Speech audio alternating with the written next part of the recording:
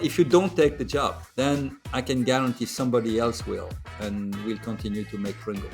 The message was, you can choose to not take accountability for it, but you're not solving any problem. On the other hand, he said, if you're taking the job, you have my commitment that I'll let you make what you want to do to make the product healthier.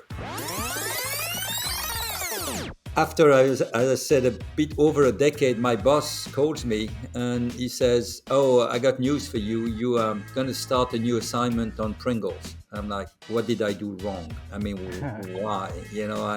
And my reaction was not Fabric care, Pringles. right. And I would say, it was like, it's a much smaller category. It was at the time for P&G.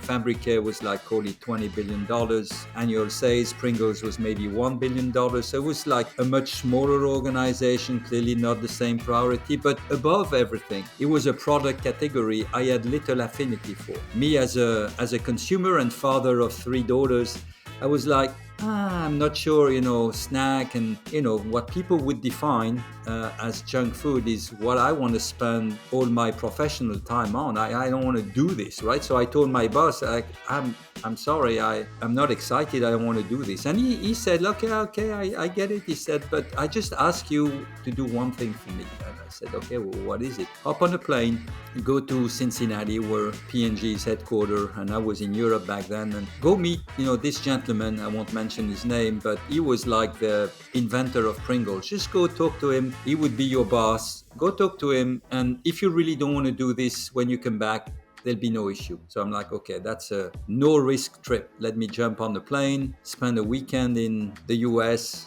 enjoy, good food, good steaks, and come back, and I'll say no. So that I was determined. And then I went there, you don't want to take this job. Tell me why.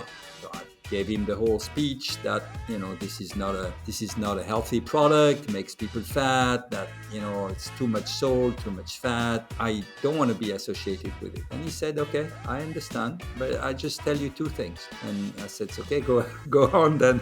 And he said, well,